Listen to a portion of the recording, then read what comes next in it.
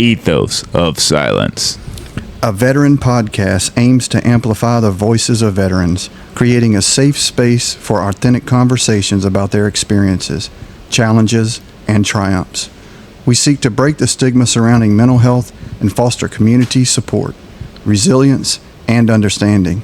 Through storytelling, expert insights, and candid discussions, we strive to inspire healing, promote awareness, and empower veterans on their journeys. Welcome.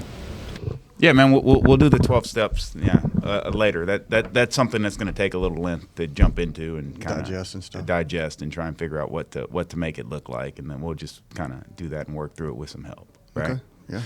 Yeah. Welcome back, Ethos of Silence. Yeah. Okay. Yeah. The camera's recording. We're good. Tim here. 10 years Marine Corps. Welcome back. I got KG here with me. Yep, U.S. Army Combat Engineers. Thanks for tuning back in, guys. Got a couple buddies sitting around here since we're at this conference. Introduce yourselves. My name is Paul Stone, with Post 5951 up in Bossier City. Okay. Air How long Force. were you in the military? 15-year Air Force. Okay. Services troop. So That's cool. I was a jack of all trades, master of none. All right. That's the way to be. Clearance, you stay ready all the time, don't you? Oh, yeah. And I'm Charlton McGinley. I'm the current secretary for the Louisiana Department of Veterans Affairs. I'm a member of Post 1736 right here in Alexandria. Retired Air Force JAG. Okay. Okay. So did 20 years in 1 month. Would still be in the service, but for my wife waking up one morning and saying she was done, and that was it. Yeah. That's the story of my service ending. And no need to explain that decision any further. Well, we had moved 9 times in 20 years. Okay. And so my wife's a pharmacist, licensed in 7 states. Thanks to all the moving. Yeah. And so we don't know if we were staring down another PCS, but she could feel it coming. Yeah. And didn't want to have to worry about that. And, Okay. You know, like many service members, it was supposed to be for 4 years. Yep. That turned into 20. Yep. Oh, that's where it starts. That's all right. That's very interesting. All right, so we're going to jump completely off of that into what we were talking about on the drive up here, driving through all the snow, driving through everything else, and we were wondering about this whole suicide issue, and we've gotten into it with a bunch of different people, made a bunch of amazing contacts here, learned some really cool stuff that kind of want to share, but also just about the darkness, man. Yeah. You know, it's about that. You know, it's a great collaboration of people that have studied over their years about what to look for. You know, and it's an awkward subject that you get into.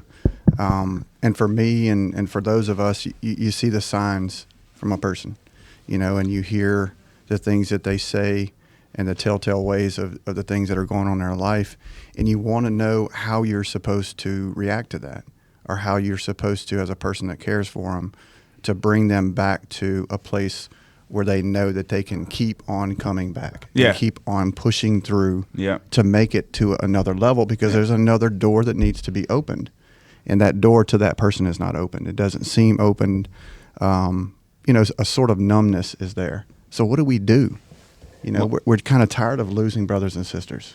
Well, I mean, so let's go over some of the things that we've actually learned at this conference so far, right? Like, I was never aware of the One Tribe. Have you heard about this yet? Just briefly, not really. Okay, so the cool thing about One Tribe is they've got these rings, right? So the majority of veterans commit suicide via weapon, right? So you put this ring, and it literally goes on your trigger finger, right? So it's something that you're looking at, and you're realizing that there's a whole tribe of people that are in the same exact position as you, right? I've already reached out, sent it to a bunch of my buddies, you know, how to get on there, how to get your ring finger size and all the other different stuff, and order the ring, right? Yeah, but that's if incredible. you literally have this ring sitting on your finger, right, and you go to execute this, you are now going to understand and be like, look, somebody told me to get this. I am not alone. I'm part of this tribe. Yeah, you're now connected to something. I absolutely love that. I'm loving listening to hearing that. Yeah. Do we know where it came from? Who started? This? So it's tied to the 22 veterans a day and all the other different stuff. So it's got a hashtag 22 #Kill22 on the inside of the ring, Yeah. and you can get it customized where it says One Tribe on the outside. You can get your EGA on it. You can get a million different things on it, right?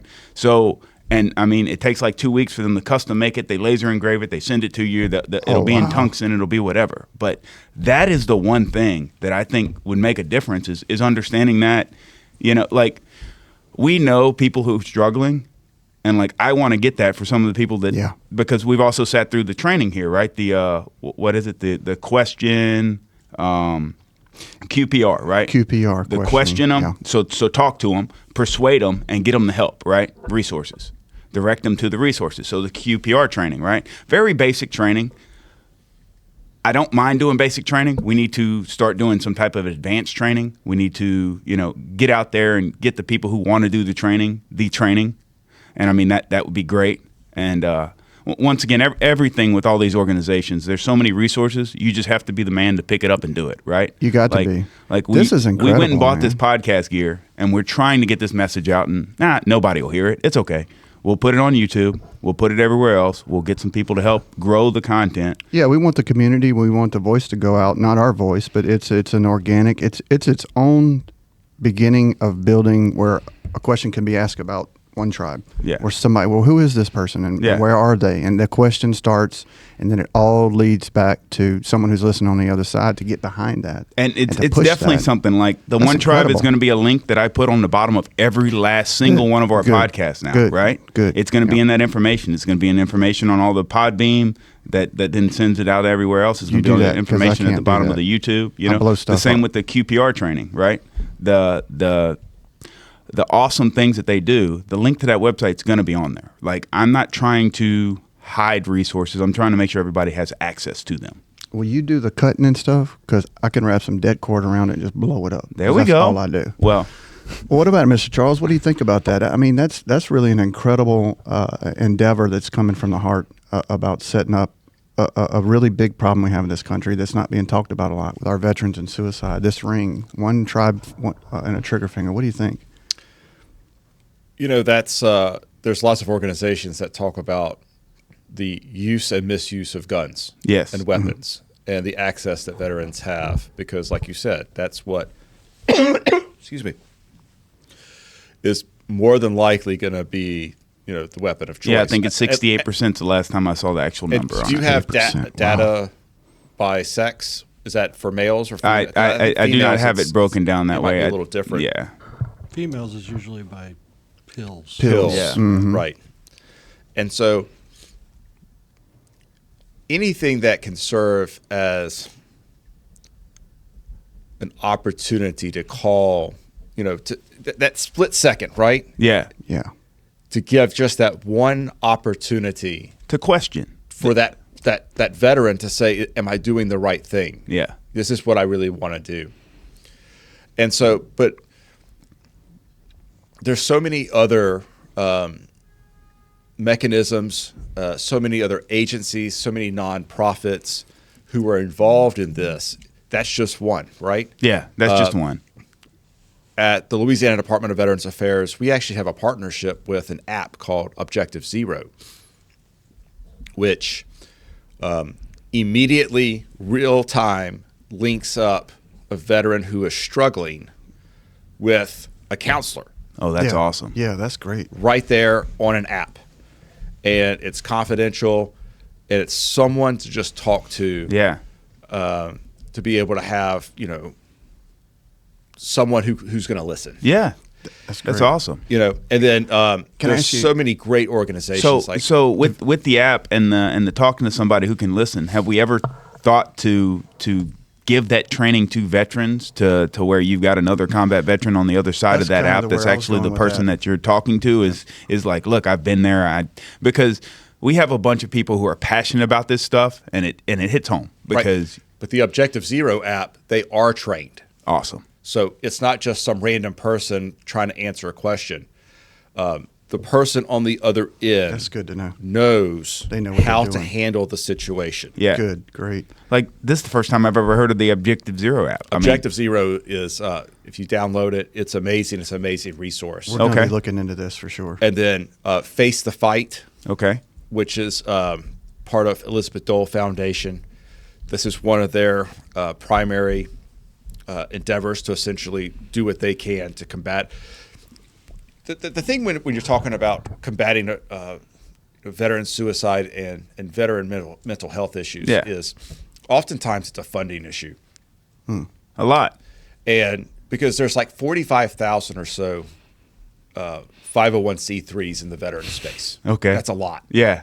Wow. And the vast majority of them don't exist after 2 years. Yeah, it's that's hard the to be a struggle. startup, hard to run. I mean, for example, us with this podcast, it's just me sinking money into it. And at the end of the day, when does my passion for the project end? If anybody ever goes back and reads or looks at the thing we did about why my passion is here, it's never going to end. So this one isn't going to end. But I mean, it's not even registered as a 501c. It's just me dumping money into stuff right now. And so it's we're still inherent, looking for a good camera. right? But you got to have these 501cs, these nonprofits, to have the funding that they need. And look, some of them, it's a great idea, but they just don't have the structure. Yep. Others, they've got the backing, they've got a mission statement, they've got a plan, and they continue to grow.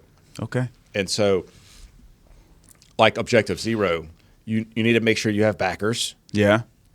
and you need to make sure that you're giving the proper training. Yeah. It would be terrible for someone to Log onto the app and you're talking to somebody and they're not even qualified, or you've got an AI thing trying to give them retarded ass information because, oh, wow, we can optimize this by the fact of a computer answering it instead of a real person. That's correct. And so, I think it's inherent on us to kind of vet a lot of these folks who are in this space. Yes. Because the good idea fairy strikes a lot. Yeah. Yeah. But you want to make sure that the person on the other end, whatever it may be, has the training, has the credibility to actually be able to provide the service that the veteran needs. I think our biggest issue, though, What did you think about it, Paul? advertising, getting the word out. I mean, 988 has been a phone number for 2-3 years now, and a vast majority of people don't even know that. I didn't even know The that. 988 Yeah. hotline. Yeah, I mean, I what is didn't that? I didn't That's know an that until actual we sat number. through You that just QPR dial training. 988. 988. It used to be the Veteran Crisis Line, which was a 1-800 number, but Congress put it into place to shorten the number to a 988 number. But that's the thing, isn't it? Like, And they have a option It's for not getting veterans, out. press 1. But the thing is, and it we changes have a so lot of much. these big things, legislations and everything that get passed, such as the app that you were talking about, the Operation Zero, but the word's not getting out. Right. And I know people don't, especially budget people, don't like paying for advertising. Yeah. Unless you're Budweiser and you're trying to put a commercial in the Super Bowl. But that's the thing is that if we're not getting the word out to folks and letting it be widely known, I know coming to these conventions and everything else gets the word out to a select few. That But come I can tell here. you now, my personal opinion, most of these folks in here are 70, 80 years old. They ain't going to pass a lot of this information off. And the biggest thing at my post, I got over 600 members at my post. Yeah. And I can barely get 15 to a meeting. Yeah, Yeah, but getting having out the there. email blast, having the And information, and if we had we send out the emails. okay. We send out emails to everybody, and that doesn't mean they're going to all read it, but we send the emails out. But I think that other forms of media for advertising, if there was a way for the state or whoever to put some advertising out to things like this to the Yeah. other organizations, so that because the young folks not always going to read email. They're going to be, they're on Twitch, they're on Switch or whatever it's called. They're, gaming or YouTube. If we had YouTube advertisements telling, hey, this Operation Zero, if you're having a tough time. So those algorithms that are on those social media platforms pick up that advertising. Make it look like the Star Wars commercial, but get something catchy where they roll in. Hey, Charles, on Objective Zero, who's running this show? Is this the VA sanction or is it contracted? It's a 501c3. Okay, that's great. So it's a nonprofit. I mean, that's the, And for the people. If I Okay. remember right, the founders had And we'll get right back to that, Paul. I two just wanna friends. Get that down. Okay. who had committed suicide. And it was, when's enough, right? Always. And so one of the founders is Betsy Mercado. And she said she was a spouse. Her husband's a 06. And she pretty much said, I can't just keep watching this happen. Awesome. Right. And so That's what it takes. She found some backers to essentially help her create the app. And they started the network. And it's thriving. Awesome. But again, like Paul said, getting the word out on these on these apps, these websites, these phone numbers. Yeah. It is a struggle. It's a struggle to get the app, to get the word out. It's a struggle to have the voting behind you to make things happen in Congress. I mean, everything in and of itself is a struggle, and it's about finding people who are passionate enough to carry the flag and move forward with the project, even though it seems insurmountable to do it. But when you stop and look at just the fact of veterans, right? We're 2% of the country, right? And then the ones who actually join these organizations, right? So now you're the elite of the elite that are passionate about doing something. So they've already joined. So they've already volunteered. They've paid their money to be part of what's going on. So they're passionate about something to be part of this. It's just figuring out what that passion is and putting them to work in the direction of what they're able to do. Yeah. I was having a conversation just last night with one of the head officers of the VFW, and in the conversation, it was candid and it was kind of elementary, but it was all about how the growth of an organization can be stunted and not be stunted, and how are we going to change? Yeah, but from not, what's not even within. not even just talking about the organization we're here at this conference with, right? Right. Just any veteran service organization to begin with, right? And all these 501c3s, all of them have very, very good, initial things in mind, right? And it's the fact of somebody carrying the flag and moving it forward to make something happen. That's absolutely. well put. Yeah, absolutely. So I said to her while I was going to finish is that I see it as this classroom, and you got a group of kids that are little scientists here, and you got a group that's there, and you got a group that's here, and they're all trying to solve the same problem. But in the classroom, they can't come up with it, and the teacher goes, "Hey guys, why don't you all get together, work on this project, and solve it?" And that's my dream, and that's what I think we're going with this podcast, is to put out a platform. I hear you, but I'm not trying to reinvent the wheel with this, right? Exactly. The old boy who does the QPR training, I don't need to come up with my own initials and my own thing and come up with my own prevention training. I need to make people aware of his training and how great it is and what he's doing, and forward the ball. I don't need to recreate the wheel with creating something that another organization is great at and trying to make that great here. I need to find out that they're great at it and refer people to that organization to do it. That's right. Like Absolutely. the DAV and the way they make VSOs, the veteran service officers, and the amount of energy they put into that, there's no reason to try and duplicate it.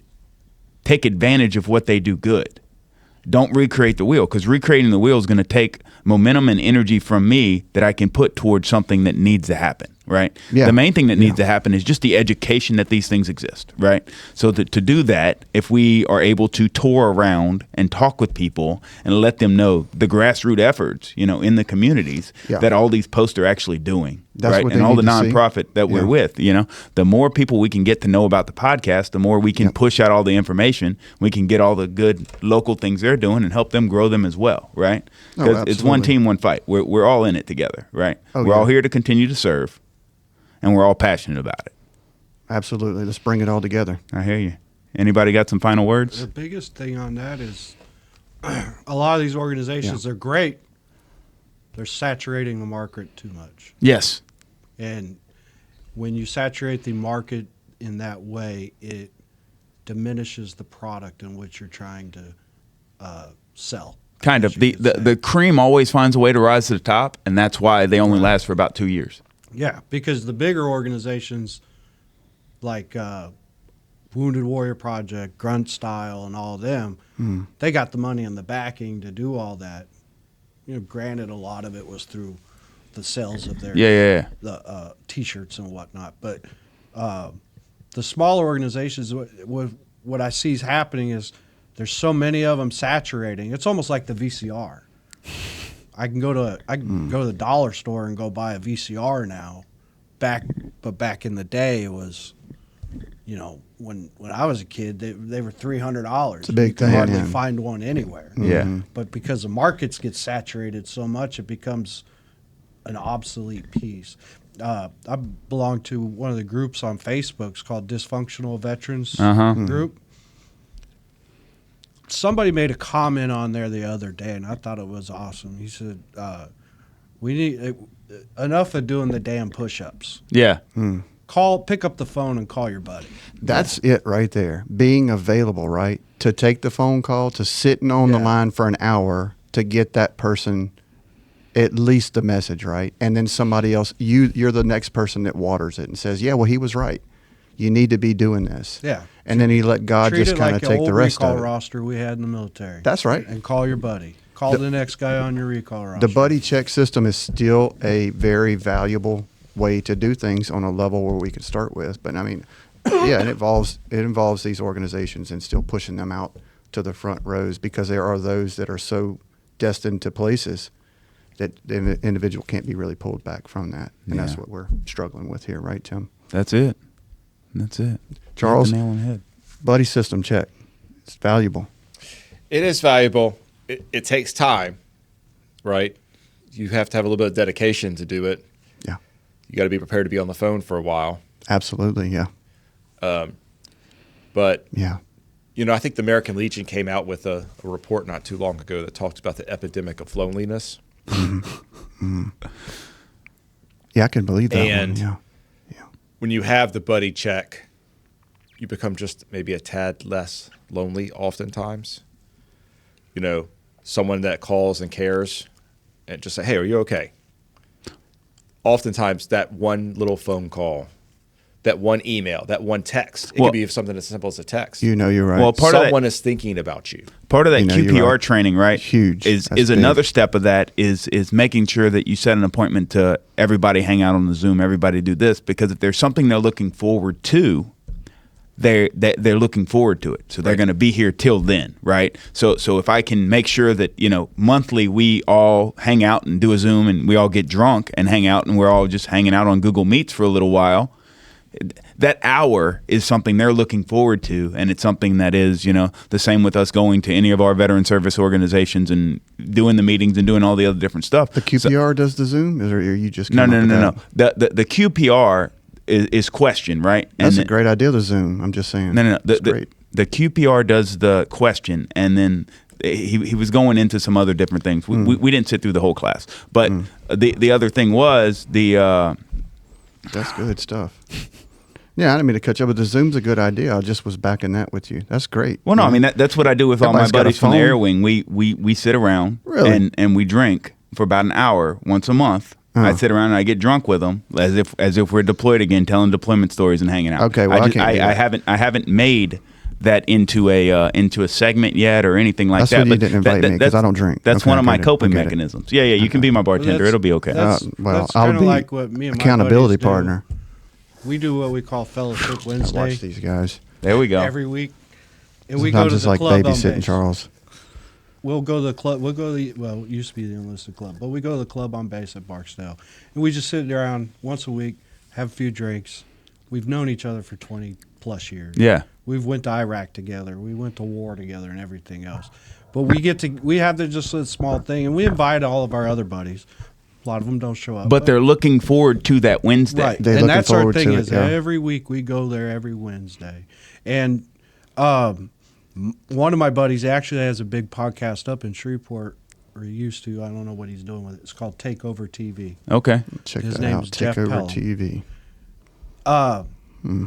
I've told him we should make this a podcast. Just us doing Fellowship Wednesday, Fellowship, sitting I like around, that. shooting the shit, To having a invite few people into drinks, it, yeah. I received that and- fellowship. and just a lot of times we'll go back to the buddy's house. We're just watching a ball game, and we're just being ourselves. Yeah. But then at that moment, we know when something's going on in my friend's life. Yeah. Yeah. I know, hey, something's not right with you. Let's go outside and talk real quick. talk Let a me little know what's bit, going yeah. on. Yeah, I want to give a big plug for the Acadiana Veterans Alliance. Yeah, we're supposed to meet up with them. Don is going to get us in contact with them. Don Reber's here. The founder, CEO of the AVA is Andrew Ward. And once a month, they get together at a bar. And it's a connection. You make connections. You see who's in the local community. Sponsors pay for the booze. So isn't that nice? You're clear, you're good, and for 2 hours you just get to meet veterans in the local area. That's awesome. And no strings attached.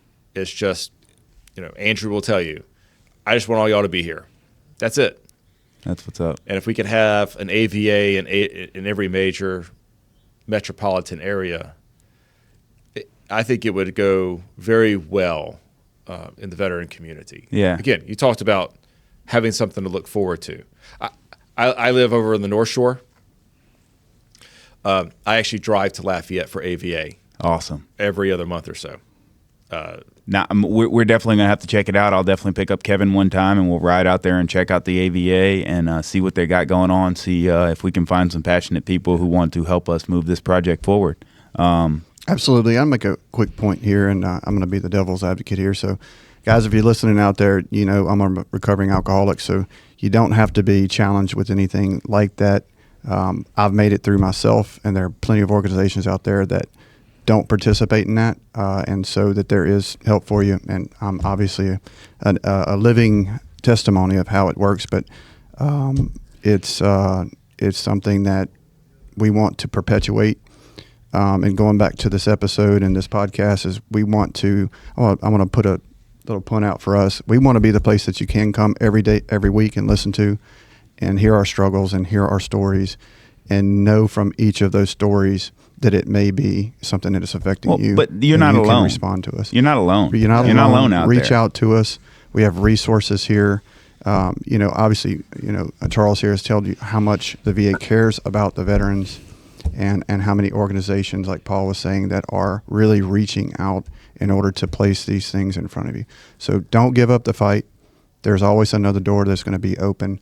Just keep coming back. Just keep taking the effort to make that conscionable effort to elevate and reach to a spirit and a power greater than you are. So any last words for anybody? If you don't think that your life matters, I will tell you, you're very much wrong.